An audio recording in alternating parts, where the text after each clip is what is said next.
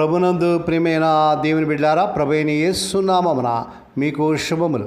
జీవం గల దేవుని కృపావర్షం మీపై సమృద్ధిగా కురియునుగాక.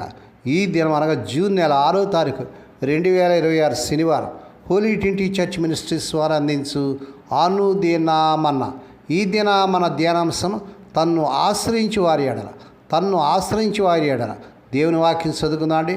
విలాప వాక్యములు 3వ అధ్యాయము 25-22 వచనాలు. తన్ను ఆశ్రయించి వారి ఎడల యెహోవా దయాళుడు, తన్ను వెదకు వారి ఎడల ఆయన దయచూపువాడు. ఆయన వాత్సల్యత ఎడతెగక నిలిచినది. దేవుడు తన పరిశుద్ధ వాక్యం దీవించుగాక. దేవుని బిడ్డారా, మీరంతా ఎలాగున్నారని, మీ ఆరోగ్యాలు ఎలాగున్నాయి, మీ కుటుంబంలో అందరూ బాగున్నారా? మీకోసం మేము అనుదినం కూడా ప్రార్థన చేస్తున్నాం. అనేక మంది తమ ప్రార్థన మనవులు పంపిస్తున్నారు. మీకోసం మేము భారంతో ప్రార్థన చేస్తున్నాం. ఈ వర్తమానాలు వింటూ షేర్ చేస్తూ, లైక్ చేస్తూ, సబ్స్క్రైబ్ చేస్తున్న మా ప్రియులందరూ ప్రభు పేట వందనాలు. మీకోసం ఎంతో మేము భారంతో ప్రార్థన చేస్తున్నాం. ఈ సమయంలో మనం చదివిన భాగంలో తన్ను ఆశ్రయించి వారి ఎడల యెహోవా దయాళుడు అనే మాట ఇంగ్లీష్ బైబిల్లో తన కొరకు ఎదురు చూచువారి ఎడల యెహోవా దయాళుడు అని అనువదించబడింది. చింపిరి తలతోనూ, చినిగిన బట్టలతోనూ, మురికిగాను అసహ్యంగాను కనిపించే ముసలాయన గురించి హృదయాన్ని కదిలించే వాస్తవ గాథ ఒకటి ఉంది. అతడు ప్రతిరోజు పగలు 12 గంటలకి ఒక చర్చి భవనానికి వెళ్ళి కొన్ని నిమిషాలు మౌనంగా కూర్చొని వెళుతూ ఉండేవాడు. అలా ఆ ముసలాయన లోనకి వెళ్ళిన ప్రతిసారి అందులోని విలువైన వస్తువును అతడు ఎక్కడ దొంగిలించేందుకు పోతాడని అక్కడ కాపలా కాసే వ్యక్తికి భయంగా ఉండేది. కాబట్టి ఆ ముసలాయన బయటికి వెళ్ళే వరకు ఆ కాపలాదారుడు చాలా జాగ్రత్తగా కనిపెట్టి ఉండేవాడు. ఒకరోజు ఆ కాపలాదారుడు ఆ ముసలాయన పలకరించి, పెద్ద ఆయన, ఎందుకు ఇలా ప్రతిరోజు ఇక్కడికి వచ్చిపోతున్నావు అని అడిగాడు. ప్రార్థించేందుకు అని వినయంగా జవాబిచ్చాడు ఆ ముసలాయన. కానీ నువ్వు కొద్దిసేపు ఉంటున్నావు, ఆ కొద్దిసేపట్లో నువ్వేం ప్రార్థిస్తున్నావు అని మళ్ళీ ప్రశ్నించాడు ఆ కాపలాదారుడు. నాకు సుదీర్ఘ ప్రార్థన చేయడం చేత కాదు, అందుకే నేను లోనకి వెళ్ళి మోకరించి, ప్రభువా నేను జిమ్మును అంటాను, ఆ తర్వాత కొన్ని నిమిషాలు మౌనంగా ఉంటాను, తర్వాత బయటకు వస్తాను. నేను చేసే చిన్న ప్రార్థన ఆయన వింటాడని నా నమ్మకం. దేవుని స్తోత్రం. దేని బిడ్డారా, మనం చేసే సుదీర్ఘ ప్రార్థనలు వింటాడు. ఒకవేళ సుదీర్ఘ ప్రార్థన రాకపోతే నీ చిన్న ప్రార్థన కూడా ప్రభు వింటాడు. శంకరు చేసిన ఆ చిన్న ప్రార్థన, చిన్న మనవి ప్రభు విన్నాడు. ప్రభువా పాపినైనా నన్ను కరుణించన్నాడు. దేని బిడ్డ, నీవు కూడా చిన్న ప్రార్థనల ద్వారా పెద్ద ప్రార్థన చేయగలవు. ఈ ముసలాయన ఏ రీతిగా ప్రార్థన చేసాడో చూస్తున్నాం.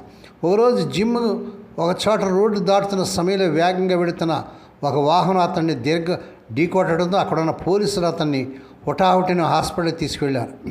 అతనికి బాగా గాయాలయ్యాయి. ఒక కాలు పూర్తిగా విరిగిపోయింది. అయినప్పటికీ హాస్పిటల్ మంచంపై పడుకొని జిమ్ సంతోషంతో చిరునవ్వులు చిందిస్తూ ఆనందంగా ఉన్నాడు.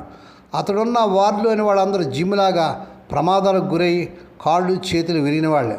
వాళ్ళలో కొందరు పరిస్థితి మరీ విషమంగా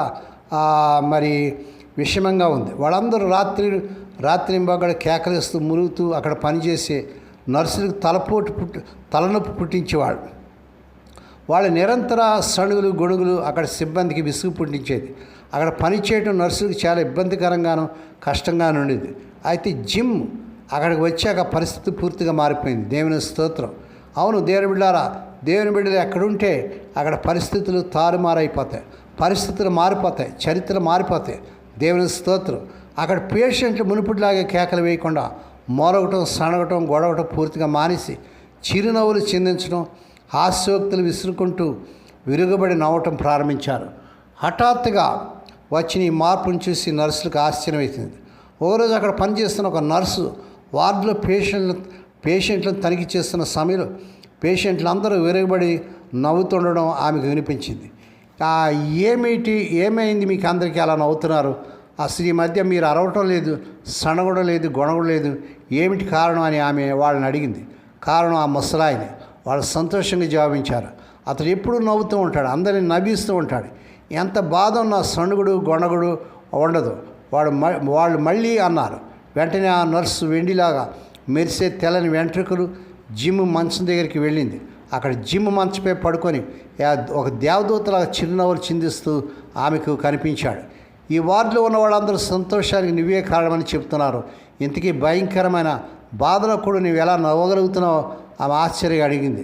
అవునమ్మా, నా నవ్వుని నేను నియంత్రించుకోలేను, నా ఆనందాన్ని నేను ఆపుకోలేను, అదంతే. దానికి కారణం రోజు నన్ను చూసేందుకు వచ్చే పెద్ద ఆయనే నా నవ్వు కారణం. ఆయనే నన్ను ఇలా ఆనందంగా నన్ను ఇలాగా చేస్తున్నది. పెద్ద ఆయన నిన్ను చూసేందుక నాకు తెలిసి నేను చూసేందుకు ఎవరు రావడం లేదే. ఆమె ఆశ్చర్యంగా అతని వైపు చూస్తూ అడిగింది. ఇంతవరకు అతన్ని చూసేందుకు ఎవరైనా వచ్చినట్టు ఆమె చూడలేదు. నేను చూసేందుకు వచ్చే వ్యక్తి ఎప్పుడు వస్తాడో ఆమె మళ్ళీ ప్రశ్నించింది. ప్రతిరోజు పగలు 12 గంటలకు వెలుగుతున్న కళల్లో జాబ్ ఇచ్చాడు జిమ్. అవును, ప్రతిరోజు 12 గంటలకు ఆయన వస్తాడు. నా మంచం దగ్గర నాకు ఎదురుగా నిలబడతాడు. నా వైపు చూసి చిరునవ్వుతో నవ్వుతూ జిమ్ నేను యేసును అంటాడు. కాసేపు అలా ఉండిపోతాడు. దేవునికి స్తోత్రం కలుగును గాక. యేసే మన దగ్గరికి వస్తే మన కష్టాలు బాధలు పోతాయండి, మన చింతలు పోతాయి, మన యొక్క దుఃఖాన్ని నవ్వుగా మారుస్తాడు. దేవునికి స్తోత్రం కలుగును గాక. దేవుని బిడ్డ, ఒకవేళ చింతలో వేదనలో నవ్వలేని స్థితిలో మరి దుఃఖంతో ఉన్నామేమో, దేవుడు ఇప్పుడు ఏడ్చుచున్న వాళ్ళారా మీరు నవ్వుతారని చెప్తున్నాడు. మీ దుఃఖాన్ని నేను ఆనందంగా మారుస్తానని ప్రభు చెప్తున్నాడు. ఈ వాగ్దానం పట్టుకొని ప్రార్థన చేయండి. ఈ జిమ్ వృద్ధిని వలె మీరు కూడా ప్రభుల ముందుకు సాగండి, ఆనందించి మరలా చెబుతున్న ఆనందించండి. ఫిలిప్పీ 4:4 పౌలు భక్తుడు చెప్తున్నాడు. ఆ రీతిగా చేటుకు పరిశుద్ధాత్మ దేవుడే మీకు సహాయం చేయను గాక.